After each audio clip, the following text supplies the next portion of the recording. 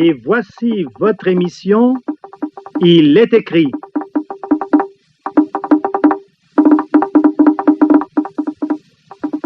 Une analyse des tendances, des faits, des événements de notre époque à la lumière des Saintes Écritures.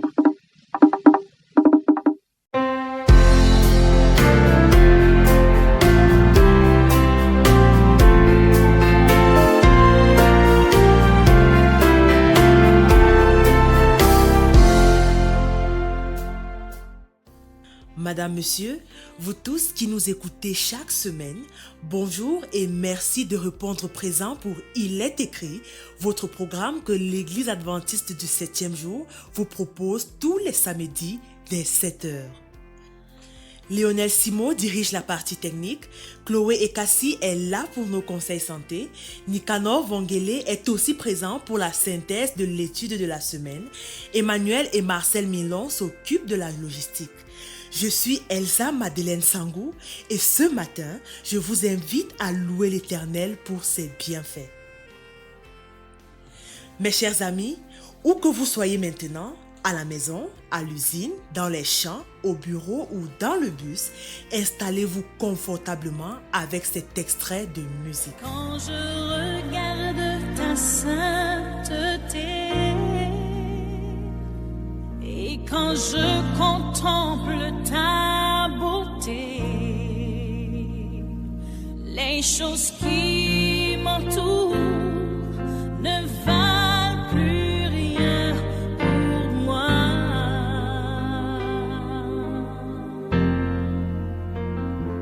Je découvre la joie de te chanter, de déposer ma vie à tes pieds. Il n'y a que toi qui importe pour moi. Je veux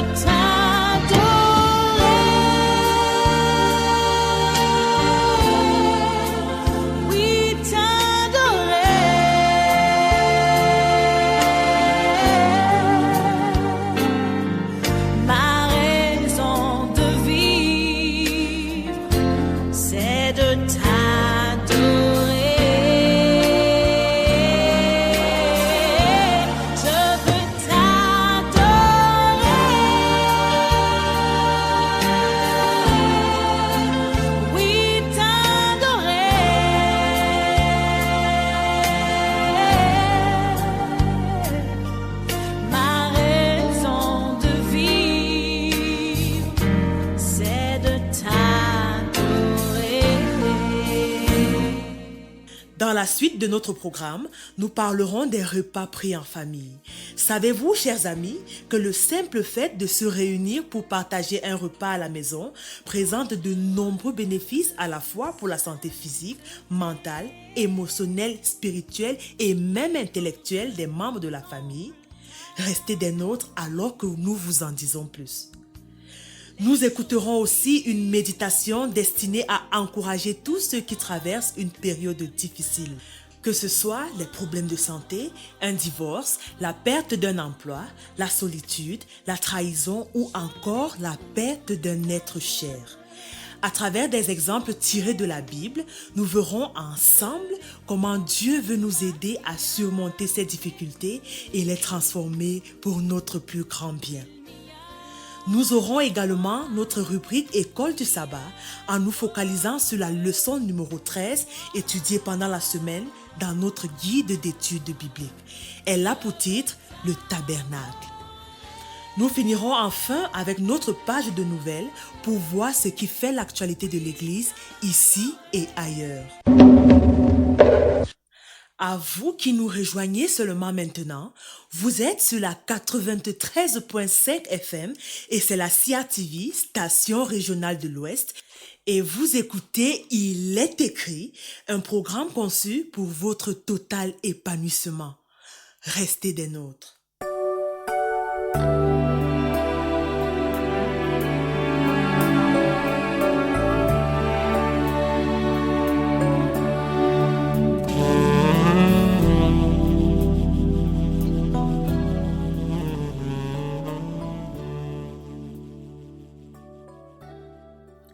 Mes chers amis, accueillons maintenant Chloé et Cassie pour notre rubrique santé et bien-être.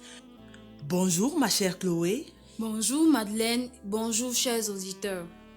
Ce matin, vous abordez un thème un peu original puisque vous vous intéressez aux bénéfices des repas pris en famille.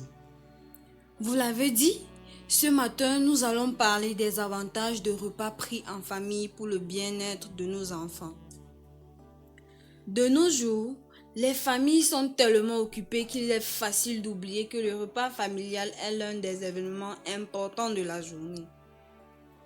Des études ont prouvé que s'asseoir et se connecter véritablement pendant les repas de famille peut améliorer la santé physique, mentale et spirituelle des enfants, et même de tous les membres de la famille. Chers amis, découvrons ensemble 4 avantages qu'il y a à manger avec nos enfants à la maison pour que nous en fassions tous une coutume dans nos foyers. 1. Manger avec nos enfants aide à lutter contre l'obésité. De plus en plus dans notre pays, l'obésité devient un problème croissant pour les enfants et les adolescents. Manger avec nos enfants leur apprend à avoir de meilleures habitudes alimentaires pour éviter les problèmes de poids. 2. Cela augmente les performances scolaires. Les enfants qui mangent en famille réussissent mieux dans leurs études. À ce sujet, Barbara Mayfield, un auteur moderne, a dit, et je cite, « Manger des repas en famille est un meilleur indicateur de réussite scolaire que le fait de vivre avec ses 2 parents. » Fin de citation. 3. Cela prévient les comportements à risque. Les repas familiaux intentionnels aident à réduire les taux de tout type de mauvaise conduite et à développer un comportement social positif chez les membres de la famille. Manger en famille apportera de la joie à nos enfants alors qu'ils savourent ce moment spécial. 4. Manger avec les enfants permettra aux parents de partager leurs principes de foi avec ces derniers. Ce moment de partage est très utile car il nous permet de discuter de nos croyances religieuses avec nos enfants et leur communiquer nos valeurs. C'est tout pour ce matin mes chers amis, retrouvons-nous la semaine prochaine. Bon sabbat à tous. Bon sabbat ma chère amie et s'il plaît à Dieu, nous serons au rendez-vous.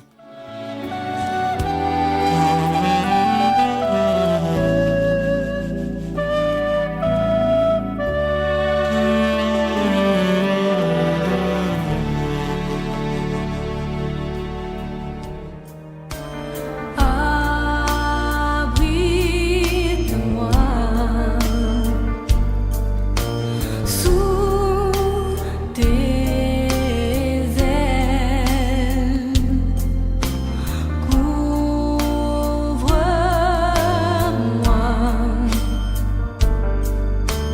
par ta main puissante, même si les océans se déchaînent, je les traverserai avec toi. Père, tu domines les tempêtes, je suis tranquille car tu es là. Mes chers amis, les difficultés que nous traversons en ce moment ne signifient pas que Dieu nous a oubliés. Restons concentrés pour la suite.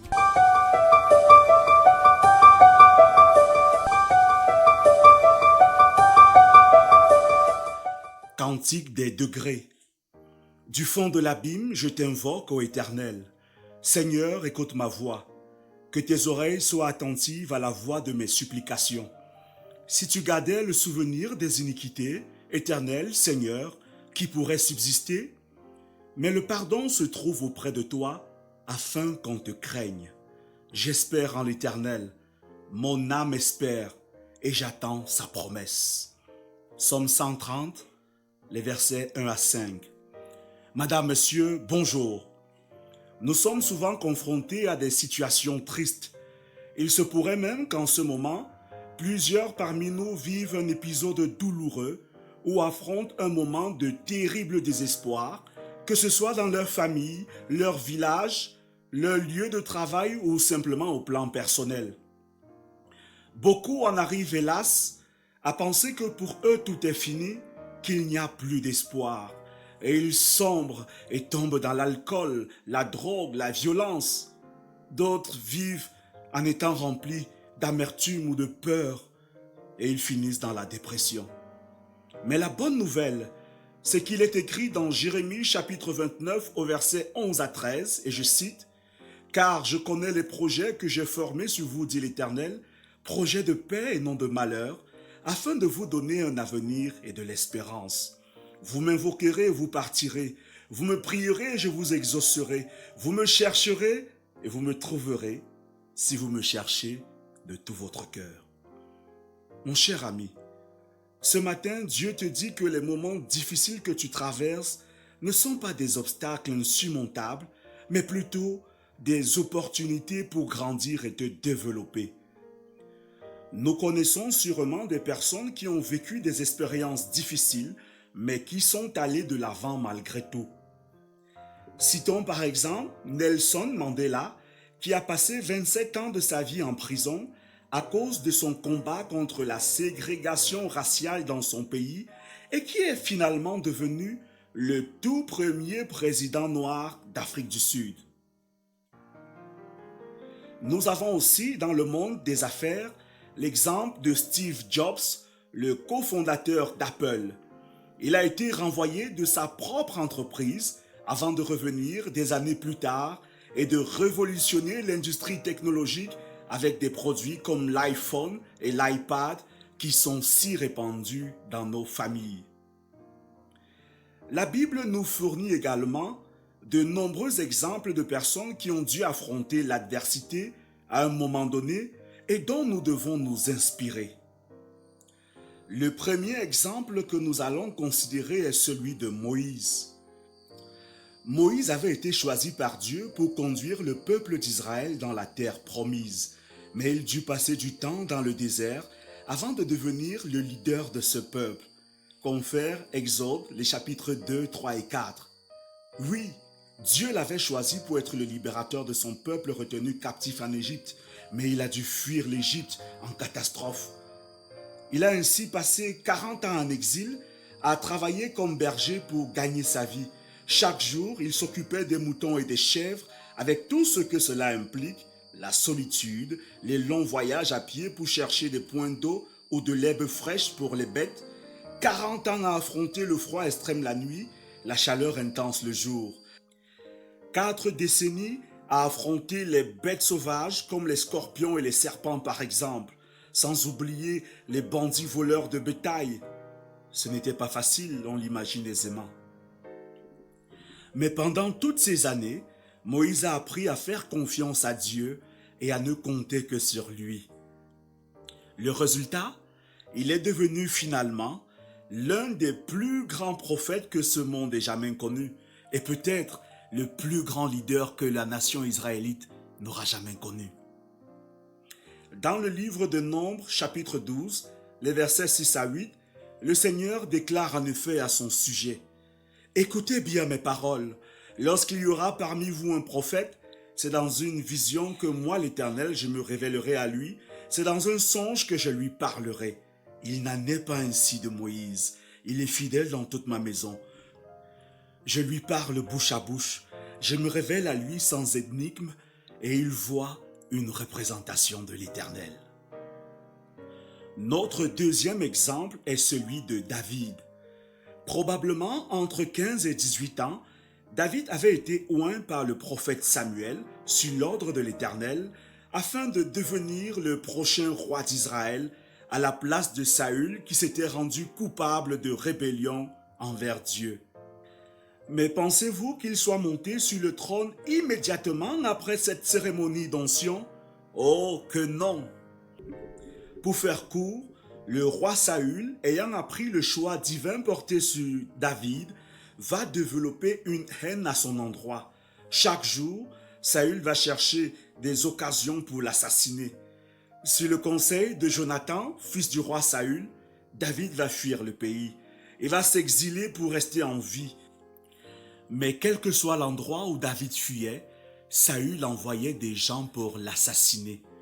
David a donc vécu une bonne partie de sa jeunesse comme un vagabond, errant de lieu en lieu, dormant soit dans les grottes, soit dans des forêts, soit sur le sable froid de la nuit du désert. Pendant près de 12 ans, David, loin de l'Éternel, était constamment sur le qui-vive pour préserver sa vie. Il aurait pu se défendre, éliminer le roi déchu, comme il en avait d'ailleurs eu l'occasion à plusieurs reprises. Mais non, David craignait Dieu profondément et il s'appuyait uniquement sur lui pour obtenir justice. Quel grand exemple d'abandon total à son Dieu! Il n'est donc pas étonnant que Dieu l'ait appelé l'homme selon son cœur. En effet, au roi déchu Saül, le prophète Samuel va annoncer ce message fatidique et profond. Et maintenant, ton règne ne durera point. L'Éternel s'est choisi un homme selon son cœur, et l'Éternel l'a destiné à être le chef de son peuple. 1 Samuel, chapitre 13, verset 14. Mes chers amis, David a appris à faire confiance à Dieu. Il a aussi appris à attendre le temps de Dieu dans sa vie, malgré les dangers permanents. Notre troisième exemple nous est fourni par Joseph, le fils de Jacob, qui a été vendu comme esclave par ses frères jaloux. Jaloux parce qu'à travers des songes, Dieu avait annoncé le destin fabuleux qui l'attendait et le rôle de leadership qu'il jouerait dans la société. Joseph a été vendu comme un vulgaire objet à des marchands par ses propres frères. Il a travaillé comme esclave dans la maison de Potiphar. Là aussi, il n'a pas eu de répit. Madame Potiphar le harcelait jour et nuit, voulant abuser sexuellement du jeune homme parce que, nous dit la Bible, il était très beau. Mais devant l'intégrité de Joseph, elle l'a accusé de vouloir la violer. Joseph s'est ainsi retrouvé en prison, dans un pays étranger, loin de sa famille, loin de ses amis. Mais quand le temps de Dieu va arriver, après un peu plus de 10 ans, Joseph va devenir à 30 ans l'homme le plus puissant de l'Égypte après Pharaon. Et rappelons-le, à cette époque, l'Égypte est peut-être la nation la plus puissante du monde. Plus tard, Joseph pourra dire à ses frères venus s'installer en Égypte à cause d'une grande famine ayant frappé une grande partie de leur sous-région. Vous aviez médité de me faire du mal, mais Dieu l'a changé en bien pour accomplir ce qui arrive aujourd'hui, pour sauver la vie à un peuple nombreux. Genèse chapitre 50, verset 20. Mes chers amis, Dieu vous appelle à voir les opportunités cachées dans les difficultés et vous demande de faire confiance à son plan et sa souveraineté, même lorsque vous ne comprenez pas ce qui se passe. Lorsque nous faisons face à des situations difficiles, nous devons nous rappeler que Dieu est avec nous et qu'il peut utiliser ces moments pour nous faire grandir et nous développer. D'ailleurs, à ce sujet, Sudfok Love, un éducateur chrétien, a écrit « Chaque situation de la vie, même la plus triste, la plus difficile ou la plus mauvaise, est une opportunité pour progresser et se développer. » Et maintenant, pour finir, chers amis, 4 choses à retenir. 1. Dans les moments difficiles, nous devons faire confiance à Dieu. 2. Dans les moments difficiles, avec courage, nous devons continuer à travailler de tout notre cœur. 3. Dans les moments difficiles, nous devons choisir de rester intègres et fidèles à Dieu, quoi qu'il nous en coûte. 4. Dans les moments difficiles, nous devons être patients et attendre le moment de Dieu. Prions. Père éternel, merci parce que tu nous as parlé à travers les exemples de Moïse, David et Joseph. Nous te prions aujourd'hui pour tous ceux qui en ce moment affrontent des situations difficiles. Visite-les, Seigneur. Apporte ton secours. Ranime les cœurs découragés. Ouvre des portes là où elles sont bloquées jusqu'ici. Parce que nous t'avons prié au nom puissant et merveilleux de Jésus-Christ, notre Sauveur. Amen. Se déchaîne, je les traverserai avec toi. Père, tu domines les tempêtes. Je suis tranquille car tu es là. Je suis tranquille car tu es là. Vous venez d'écouter la méditation intitulée « Les opportunités cachées dans les difficultés », une réflexion de l'ancienne église Clovis Foppa.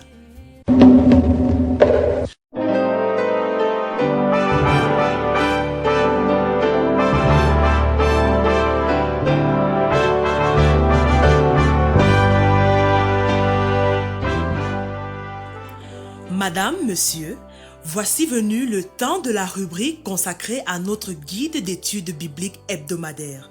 Bonjour Nicanor. Bonjour Madeleine et bonjour fidèles auditeurs. Ce matin, vous nous parlez de la leçon 13. Effectivement, nous sommes à la 13e leçon et la dernière du trimestre qui a pour titre le tabernacle. Alors la nuée couvrit la tente d'assignation et la gloire de l'Éternel remplit le tabernacle. La nuée de l'Éternel était de jour sur le tabernacle et de nuit, il y avait un feu aux yeux de toute la maison d'Israël pendant toute leur marche. Exode le chapitre 40, versets 34 et 38. Le tabernacle dans l'Ancien Testament symbolisait la présence de Dieu au milieu de son peuple, révélant son caractère et son plan de salut. Le texte explore plusieurs aspects clés, à savoir la présence de Dieu, représentée par la nuée et le feu sur le tabernacle, indiquant que Dieu habitait parmi son peuple. 2. Le sabbat, mis à part dès la création, il rappelle que Dieu est créateur et rédempteur, s'ancrant l'attention sur lui. 3. Les offrandes. Les Israélites donnaient généreusement et volontairement pour la construction du tabernacle, illustrant la réponse du cœur à la grâce de Dieu. 4. L'Esprit Saint. Dieu remplit des personnes comme Bétchalel et Oholiab de compétences pour construire le tabernacle selon son modèle précis. 5. Symbolisme du sanctuaire. Les services quotidiens et annuels comme le jour des expiations pointaient vers le plan de rédemption, illustrant le pardon des péchés et la victoire finale sur le mal. 6. L'incarnation de Jésus. Dans Jean 1, le verset 14 qui dit « Jésus a habité parmi nous », comparant son incarnation au tabernacle où Dieu habitait avec Israël. Septièmement, espérance future. Apocalypse 21 décrit la nouvelle Jérusalem comme le tabernacle de Dieu où il habitera éternellement avec les rachetés. Le tabernacle et ses rituels servaient de leçon visuelle de l'évangile dirigeant vers Christ et son œuvre de salut. C'est tout pour ce matin et ainsi s'achève le 3e trimestre de l'année 2025, Madeleine. Merci Nicanor, à toi et à toute ton équipe d'avoir su animer avec passion notre rubrique École du sabbat. Nous espérons vous retrouver la semaine prochaine. Sans faute, Madeleine, avec la nouvelle leçon du 4e et dernier trimestre, leçon de foi du livre de Josué. Waouh, tout un programme qui s'annonce très intéressant.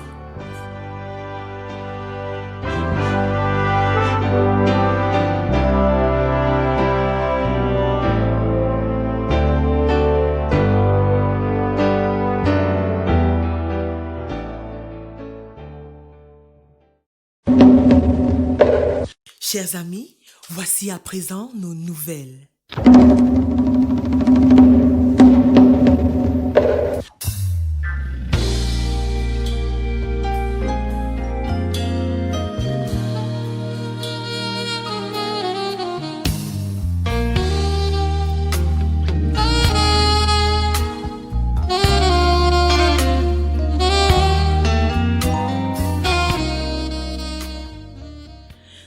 cadre du réveil et de la réforme, nous lisons toujours un chapitre de la Bible chaque jour et cette semaine, dès demain dimanche, nous lirons dans le livre de Deutéronome du chapitre 12 au chapitre 18. L'autre lecture de la semaine se fera dans le livre Patriarches et Prophètes au chapitre 29 intitulé Satan et la loi de Dieu. Chaque jour à 7h le matin ou 7h le soir, nous allons prier Dieu pour être conduits par le Saint-Esprit. Nous allons prier pour les malades dans nos familles et enfin prier pour tous ceux qui recherchent un conjoint. Dans la Fédération des Adventistes de l'Ouest Cameroun, laquelle regroupe les régions de l'Ouest, du littoral, du Sud-Ouest et du Nord-Ouest, c'est samedi dernier que s'est achevée la mini-semaine de prière instaurée dans toutes les églises locales sous le thème général « Prière pour la nation ». Pendant 4 jours, les adventistes de ces 4 régions ont imploré le Seigneur en méditant autour des thématiques profondes comme prier pour la nation, un acte patriotique du croyant, tribalisme et discours haineux, des dangers pour la stabilité et le développement, civisme et citoyenneté responsable du peuple pendant le processus électoral, la paix, l'amour et l'unité, une volonté divine pour le pays. Ajoutons encore sur ce sujet que samedi dernier était choisi pour être dans l'église adventiste au Cameroun, un jour de prière dans les 10 régions de notre pays. Partout, les adventistes se sont rassemblés pour élever des prières en faveur de la nation. À Douala, siège de la Fédération de l'Ouest, c'est du côté du temple de Bali que le pasteur Étienne Kamga a accueilli les membres d'église venus participer au programme Prière pour la nation. Il a également été très heureux de compter parmi ses invités une trentaine de personnalités de marque, comme par exemple le gouverneur de la région du littoral, M. Samuel Dieudonné Ivara Dibois, ou encore Madame la directrice générale de la SCDP, la Société camerounaise de dépôts pétroliers. En éducation, dimanche dernier, il s'est tenu au complexe scolaire bilingue adventiste de Fumboat une retraite spirituelle coordonnée par l'aumônier de cette institution, le pasteur Alexis Yotedio, sous le thème « Jésus, le meilleur éducateur ». En page culture, si vous vous trouvez en ce moment du côté de Douala ou ses environs, alors notez ce rendez-vous musical auquel vous convient 5 chorales adventistes. Ce sera dans une salle tout près de la chapelle adventiste de Kondi.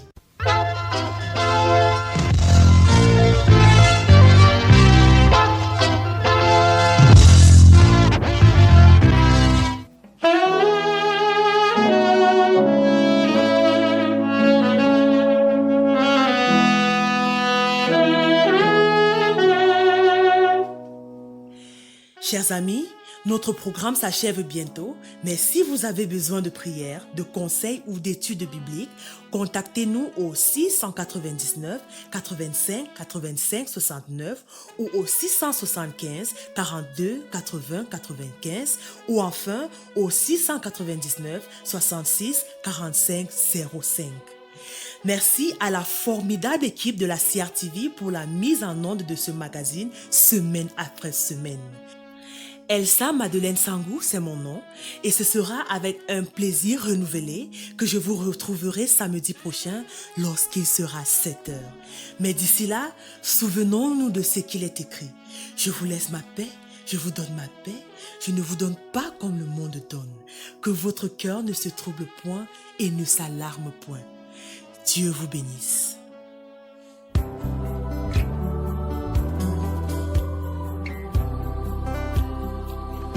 Réjouissons-nous toujours dans le Seigneur, peu importe ce qui nous arrive, le Seigneur a promis de faire concourir toutes les choses à notre bénéfice.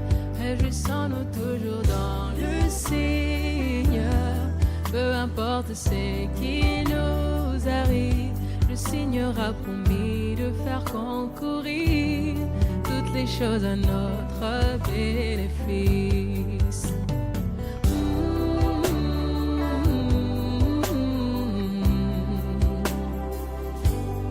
Que des l'affliction vienne nous menacer, que la mort frappe à notre porte, il a promis que sa grâce de nous fera jamais défaut, qu'il est bon.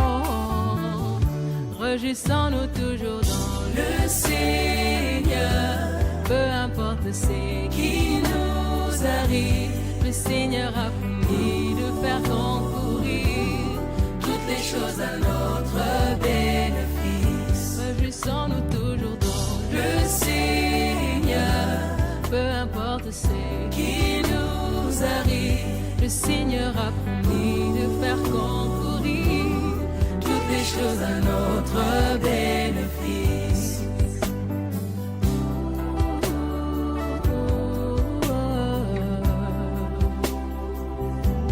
Et que nous soyons manque de vêtements ou de toute nourriture, il vêtit l'herbe de champ et il nourrit les oiseaux du ciel. Quel bonheur! Réjouissons-nous toujours dans le Seigneur.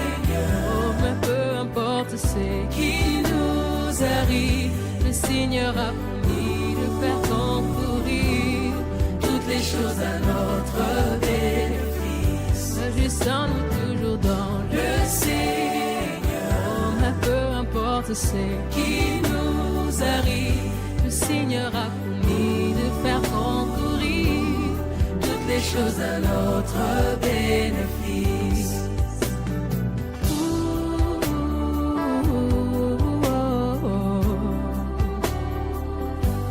Car il a toujours pris soin de son peuple à travers les âges. Il a pris soin de nous aujourd'hui par la lumière du soir, le Fils de l'homme. Réjouissons-nous toujours dans le Seigneur. Mais peu importe ce qui nous arrive, le Seigneur a promis de faire concourir toutes les choses à notre bénéfice. Réjouissons-nous toujours dans le Seigneur. Oh, mais peu importe ce qui nous arrive, le Seigneur a promis de faire concourir toutes les choses à notre bénéfice.